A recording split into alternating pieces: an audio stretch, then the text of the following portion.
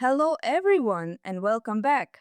I'm Chris, co producer and editor of The Last Architect of Eterra. In the last episode, I read the opening section of the prologue, and today I want to stay with that moment a little longer because that prologue is doing a lot more than introducing a world. It is introducing a wound. It is introducing a law. It is introducing a survival instinct that will shape Aelit for the next 10 years of her life. And it is doing all of that through one terrible night. The night she lost everything. The night her father told her to become nothing. The night the Wardens came. The night the tuning fork passed into her hands. So this episode is really about three things at once. It is about Aelit, it is about the Wardens, and it is about the tuning fork. But more than that, it is about the way those three things become fused together in one formative event. Because after that night, Aelit is never just a girl in hiding. She is a girl shaped by a command, a girl shaped by an erasure, a girl carrying an object that is much more than an object. And I think that is why the prologue matters so much. It is not just backstory. It is not there to explain the plot in a convenient way. It is there to define the emotional grammar of the whole novel. When I think about that scene, the line that always stays with me is not even the most spectacular image, though there are a lot of unforgettable images in those pages. It is this: become nothing, Ela, become dust in the cracks. That line contains almost everything. It contains love, it contains terror, it contains helplessness, it contains strategy, it contains the whole structure of Eterra in miniature. Because what kind of world teaches a child to survive by becoming nothing? What kind of world makes invisibility the first form of protection? What kind of world makes self-erasure feel more realistic than rescue? Eterra does. That is what those pages teach us. And that is why the prologue hits so hard. It understands that in some worlds, the first rule of survival is not fight, it is not speak, it is not run proudly into destiny, it is disappear, hide, flatten yourself, make the world forget to notice you. And that is exactly what Aelit learns. Before she learns how powerful she might become, she learns how to vanish.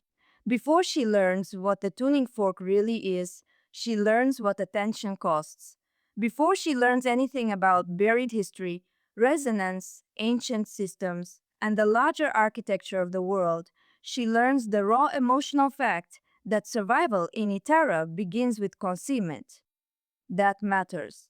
Because if you want to understand Aelit, you have to understand that she is not a character who begins in confidence and loses it.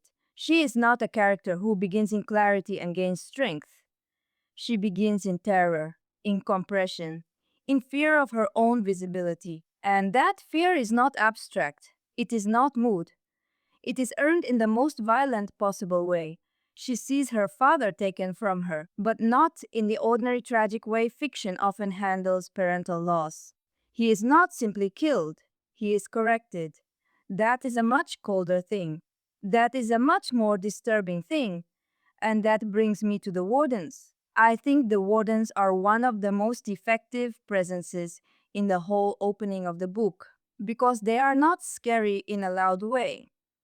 They are not theatrical. They are not full of rage. They are not monsters in the usual sense. They are frightening because of their precision, their composure, their calm, their lack of drama. They do not arrive like chaos. They arrive like procedure. And that is almost always more frightening. They do not blow the door apart. The door forgets how to be a door. That is such a chilling image. Even matter itself seems to surrender in their presence. The world around them does not shatter, it gives up. And that tells you what kind of force they represent. Not brute destruction, not heat, not frenzy, something colder, something more final, something that hollows rather than crushes. That line from the prologue is so important to me. The presence of the overseer did not crush. It hollowed. That is the essence of the Wardens.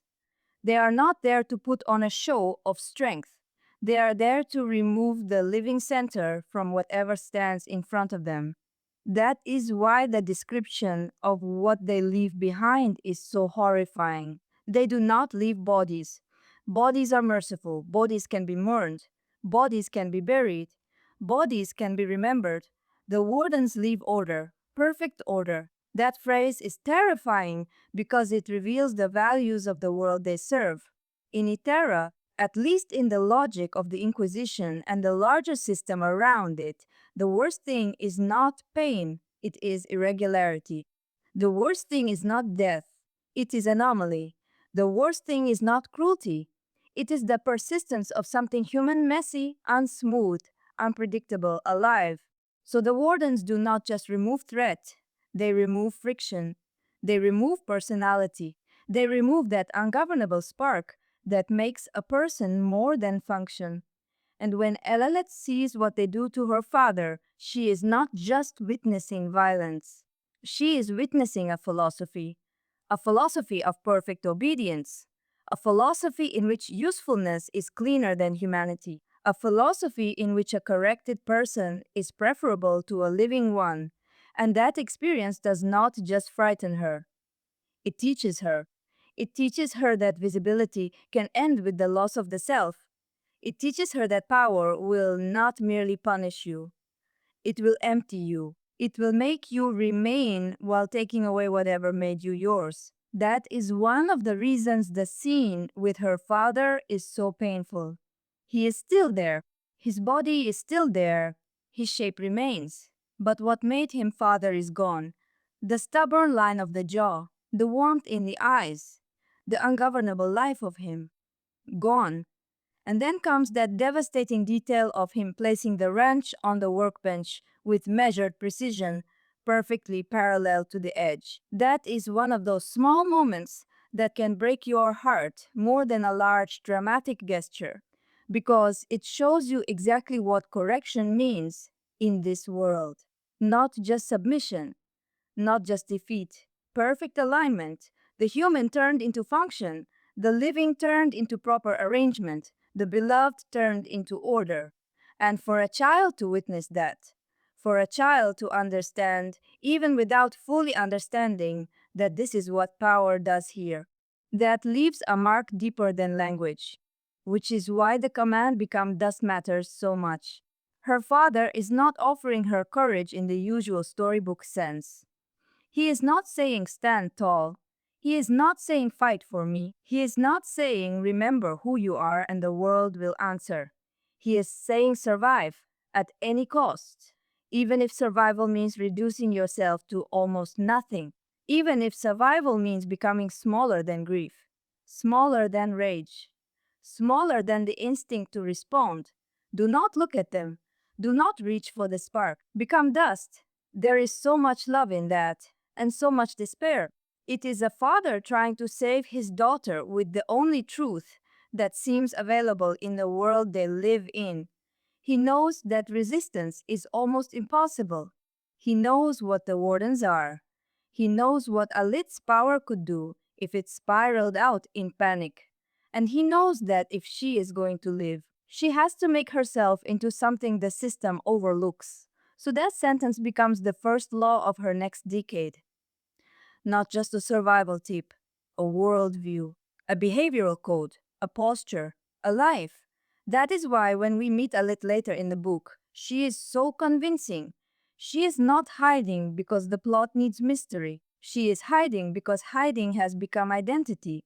That is what trauma does in this story. It does not merely wound, it instructs, it trains, it makes a method out of fear. And that is why I keep coming back to the prologue not as setup, but as formation. It forms Aelit. It forms the reader's understanding of Eterra.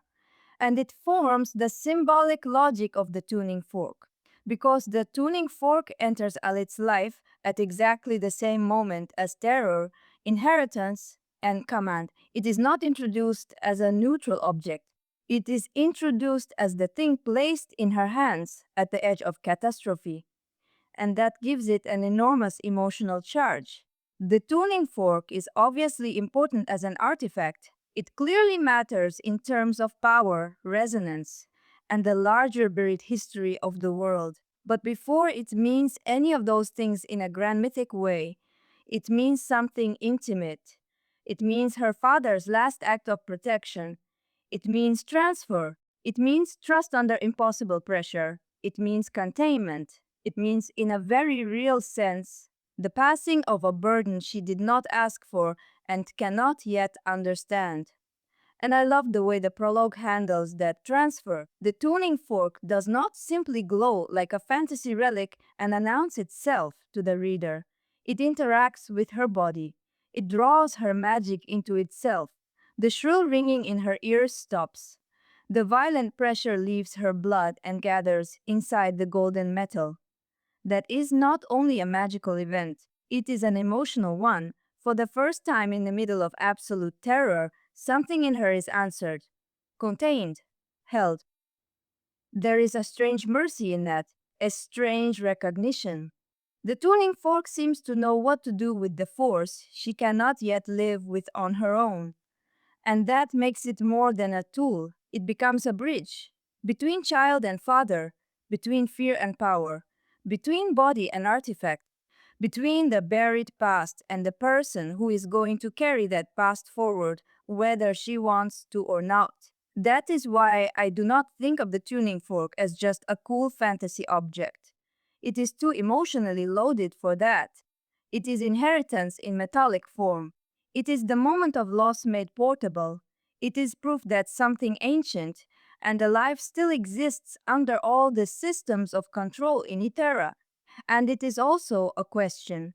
What do you do when something powerful answers you before you are ready for it? What do you do when the thing that might save you is fused forever to the worst night of your life? That is Aelit's situation, and it is such a rich one, because from that point on, she cannot separate power from memory. She cannot separate resonance from terror. She cannot separate the artifact from the night her father was taken from her. Everything becomes entangled.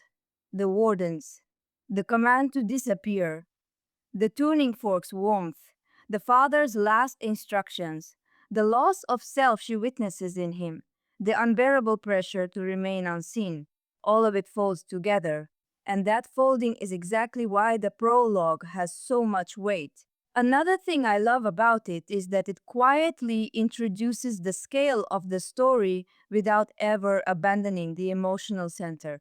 You have this deeply intimate trauma scene, a child under a workbench, a father trying to buy her a few more seconds, a room becoming unreal under the pressure of the wardens. And within that, you also get hints of something much larger: quarantine, a living planet, a signal fire in the dark. The sense that the world Aelit thinks she lives in is only the surface layer of a far bigger truth. That is such smart construction, because it means the prologue is not only about pain, it is also about horizon. It is telling you very softly and very early that what is happening here matters beyond this workshop, that the forces moving around the Aelit are not only local or political, they are connected to older structures, older mysteries, older intentions buried under the systems of the present, and yet the scene never loses the human core. That is the balance I admire most. It keeps the scale, but it never abandons the child. It keeps the mythology, but it never lets mythology swallow grief. So by the time Aelit drops the tuning fork down the shaft, the moment lands on multiple levels at once. It is practical catastrophe, obviously. It is a child fumbling the impossible under impossible pressure. It is the loss of the one thing her father just placed in her hands. It is a terrible accident, but it is also symbolic. The artifact falls into the dark. The inheritance is buried. The answer vanishes into the machinery of the world, and Elite's whole next life is shaped by that disappearance. That is the birth of her hiding years. 10 years passed since that night, the prologue tells us, and those 10 years are defined by concealment, stolen identities, dead names, forgotten profiles, gray ration bricks, machine schedules, and the father's old jacket, with its trace of impossible softness and perfume, lingering like a ghost from a life that should not fit inside a place like Sector Zero. That is such a beautiful touch. Because even there, in the middle of all the rust and surveillance and industrial pressure, something tender survives. A scent, a trace, a remnant of softness that should have no business existing in a world so organized around harshness. It reminds us again that Eterra may be a world of suppression, but suppression is not the same as total victory. Something always survives. A scent, a memory, a fragment, a buried object, a living response waiting to answer. And that brings me back to why the prologue matters so much. It does not just tell us what happened, it tells us what kind of story this is. This is a story where the most dangerous powers are not always the loudest ones. This is a story where silence is not peace, but pressure. This is a story where order can be more terrifying than chaos. This is a story where inheritance arrives hand in hand with trauma. And this is a story where a child is taught to survive by becoming dust, only for that buried dust to carry within it the possibility of answer, of resonance, of return. That is why episode 4 had to stay with this material, because you cannot rush past a beginning like this. The Wardens are not just antagonists. They are the moral code of the world made visible. The tuning fork is not just a device. It is grief containment, inheritance, and buried power fused into one thing. And the night Aelit lost everything is not just the first tragedy in her story. It is the event that teaches her what it means to live in Eterra, how to hide, how to fear, how to endure, and eventually how to answer back. Next time, I want to stay with the tuning fork a little more closely, not just as an artifact, but as a language, as a form of containment, as a bridge between fear and power, and as one of the most emotionally charged objects in the whole book. I'm Chris. Thank you for listening.